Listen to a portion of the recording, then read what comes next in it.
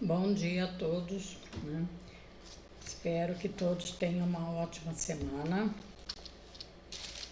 Início de semana, né? Nós iremos fazer um estudo bíblico sobre Isaías, tá? Nós iremos falar um pouquinho quem era Isaías e depois nós iremos entrar no nosso assunto principal dessa semana. Isaías. Árvores e profetas compartilham pelo menos uma importante características. Ambas são plantadas para o futuro. No entanto, as sementes são frequentemente esquecidas, né? E os profetas ignorados. Isaías é um dos melhores exemplos disso. O povo da sua época poderia ter sido salvo por suas palavras. Parece que ele ficou 70 anos profetizando, viu, gente? Mas o povo recusou a ouvi-lo e a crer naquilo que Deus mandava ele falar.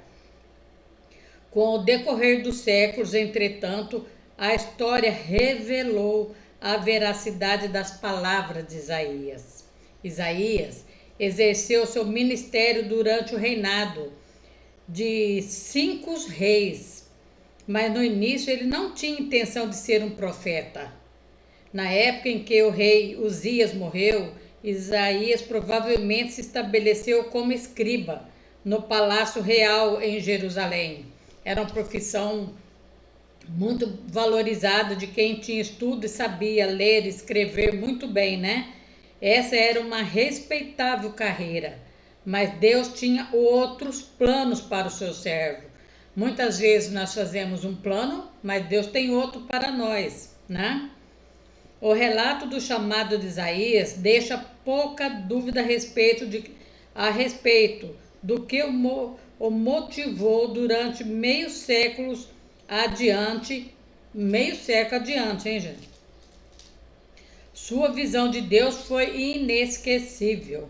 O encontro com Deus afetou permanentemente o caráter de Isaías, de modo que ele refletia o Deus a quem representava. Suas mensagens, algumas de consolo, outras de confronto, são tão diversas que alguns chegaram a crer que viesse de autores diferentes. O testemunho de Isaías é o que a mensagem provém as mensagens provêm do único capaz de ser perfeito, tanto em justiça quanto em misericórdia, ou seja, o próprio Deus. Sua mensagem vinha de Deus. Quando Deus chamou Isaías para ser profeta, Deus não encorajou com previsões de grande sucesso. Antes, o preveniu de que o povo não ouviria. Mesmo assim, era para ele continuar, né? Mesmo o povo não ouvindo ele.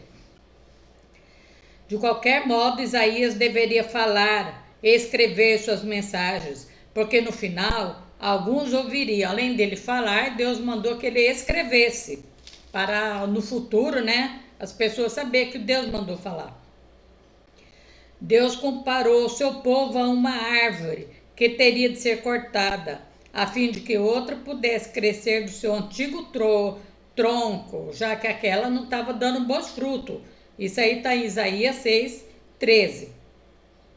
Nós que somos parte daquele futuro, podemos ver que muitas promessas de Deus concedidas através de Isaías se cumpriram em Jesus Cristo e muitas ainda vão se cumprir, viu, gente? Também ganhamos esperança ao saber que Deus está ativo em toda a história, inclusive em nossa própria história. Quais são os pontos fortes de Isaías? Ele foi considerado o maior profeta no Antigo Testamento. Ele é mencionado no mínimo 50 vezes no Novo Testamento. Transmitiu mensagens poderosas de juízo e também de esperança.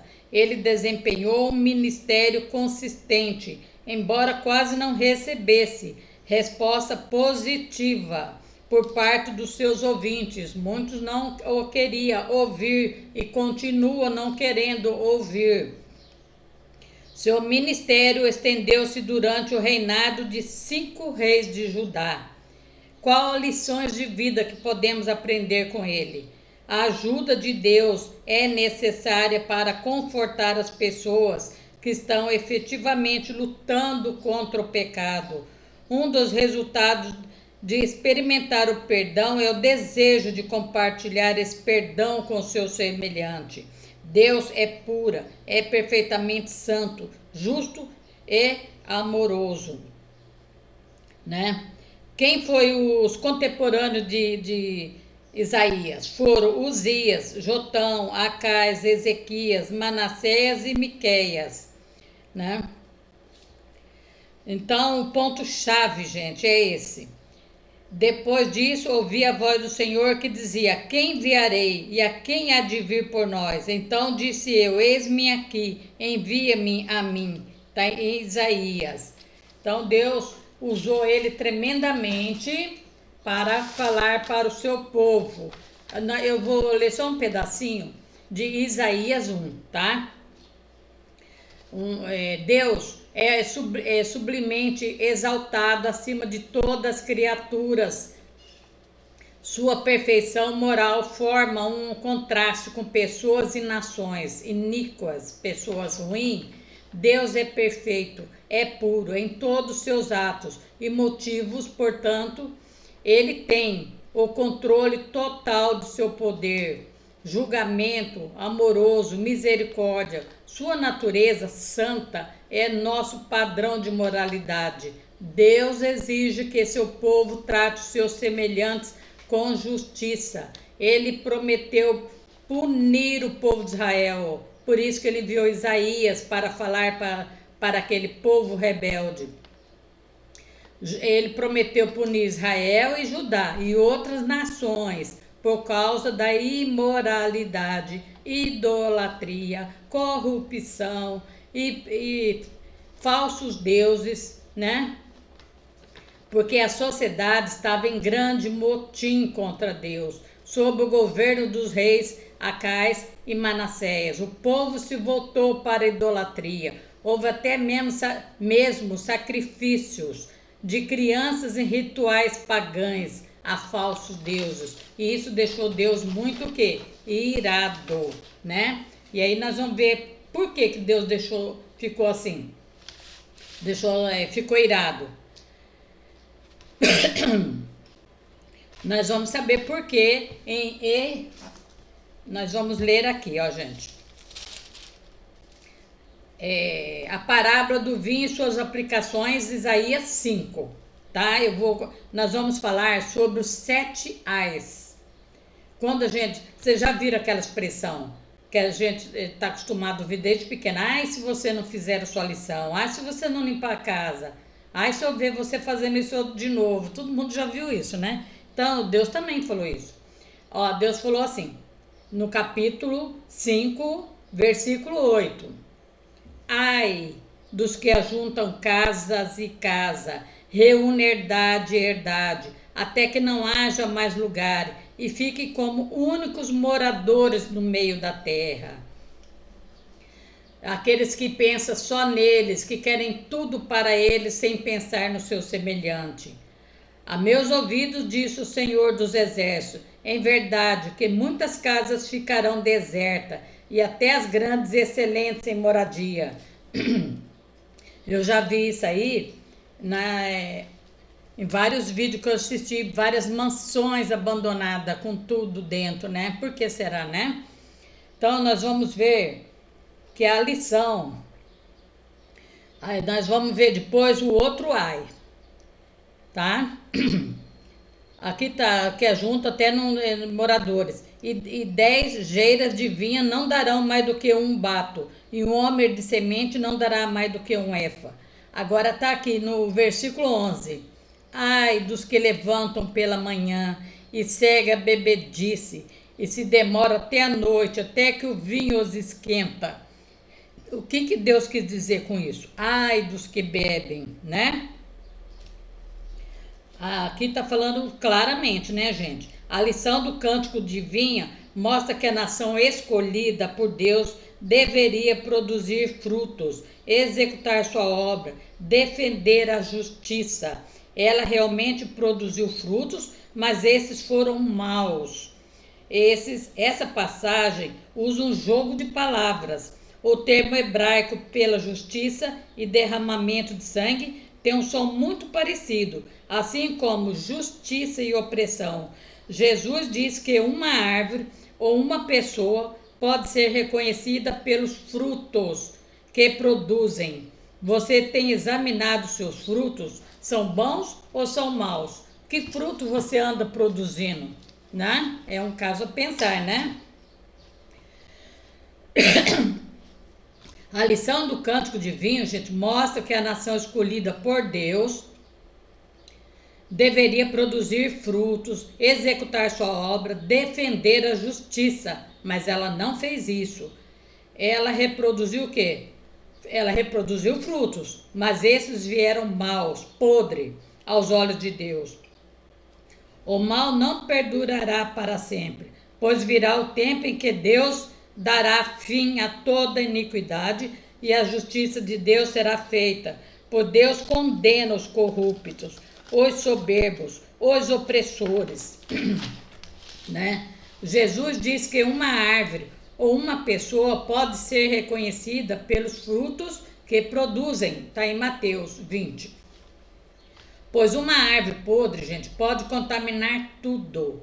Você tem examinado seus frutos? Você acha que eles são bons ou ruins? Eles são úteis ou inúteis? Faz um levantamento e pensa, né? Que Deus vai julgar. Pode ter certeza disso. Não pense que todo mundo está livre de Deus, né? Que não tá, tá? Então nós vamos... Desculpa da tosse, viu, gente? Nós vamos fazer uma oração forte e nós vamos orar também pelos jovens, que eu li uma reportagem que está aumentando o suicídio de jovem em Brasília, viu, gente? Então nós vamos orar pelos nossos jovens, orar por todos, né? E vamos pedir para Deus fazer justiça por nós, né?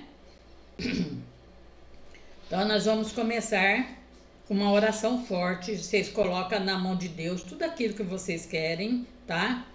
E vamos pedir com muita fé, que Deus é poderoso, né, gente? Então vamos. Meu Deus, quebre todo o mal na minha família, no meu trabalho, na minha vida. Não permita que vivamos escravizados, mas liberte-nos de todo jugo hereditário. Ouve a nossa prece, liberta todos que estão vivendo no mundo das drogas, muitos jovens se matando, que perderam a vontade de viver, perderam tudo que tinham, vivem como zumbis pelas ruas da cidade. Meu Pai, Todo-Poderoso, vai libertando todas essas famílias que andam sofrendo muito ataque do inimigo no seu trabalho, na sua saúde, nas suas finanças, que Deus vai colocando muros de fogo em volta dessa pessoa. Queima tudo de mal na vida dela, Senhor. Queima, meu Pai, todo o mal, toda obra de feitiçaria, doenças imaginárias, problemas na cabeça, que o Senhor vai libertando, meu Pai. Liberta muitos empresários que foram vítimas de macumba, de feitiçaria, para que nunca viesse a crescer e prosperar. Liberte agora todo o plano do inimigo contra esses empresários, contra essas escolas, meu Pai.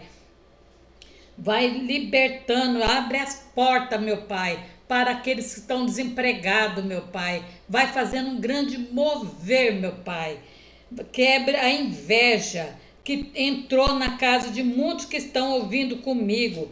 Quebra e desfaça. Agora toda essa inveja, limpa a casa, o estabelecimento dessa pessoa que está nesse momento sofrendo esse ataque de inveja muito grande, que muitas pessoas, meu Pai, não conseguem trabalhar, tanto é a inveja sobre ela, Senhor. Tem pessoas que têm tanta inveja que se pudesse mandava a pessoa até para outro planeta, de tanta inveja que essa pessoa tem, Senhor. Mas eu quebro, eu desfaço agora na autoridade, no sangue de Jesus. Cure essa criança que está doente, meu Pai, que os pais já não sabem mais o que faz, meu Pai. Que o Senhor liberta essa criança, liberta essa pessoa que tem doenças pulmonar, meu Pai. Vai libertando, efizema pulmonar, que para o médico não tem cura, mas para o Senhor tem. Vai libertando, meu Pai, agora, no poder de Deus. Toque no pulmão dessa pessoa.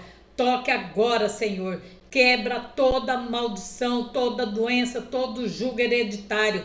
Vai libertando essa pessoa agora, Senhor, que ela possa respirar sozinha, sem ajuda de aparelho, Senhor. Vai libertando essa pessoa, meu Pai, que sofre ataque dentro da sua própria casa, Senhor amado. A casa deles é um campo minado, Senhor. Ninguém entende ninguém, Senhor. Que o Senhor vai libertando, retire esse espírito opressor que vive dentro dessa casa agora. No sangue de Jesus, faça um mover muito grande. Vai derrubando toda essa doença, todo o mal. Essa pessoa mal ganha o salário, já deixa tudo na farmácia, Senhor. Porque o diabo tem feito coisas horríveis dentro dessa família, Senhor. Liberta agora, meu Pai. Vai libertando no sangue de Jesus e no poder de Deus. Vai libertando todos aqueles, meu Pai, que estão agora nesse momento clamando por justiça no nosso país, Senhor.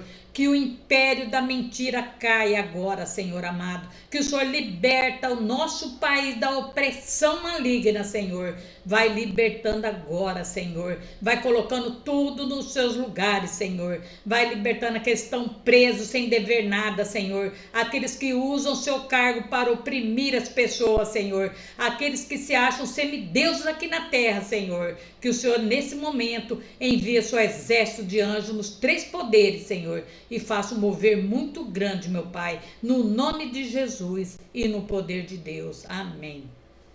Amém, muito obrigada, até amanhã se Deus quiser. Essa semana vai ser semana de muita bênção, tá? Vocês não percam, compartilha, dê seu joinha, vamos evangelizar, tá bom? Até a próxima, se Deus quiser.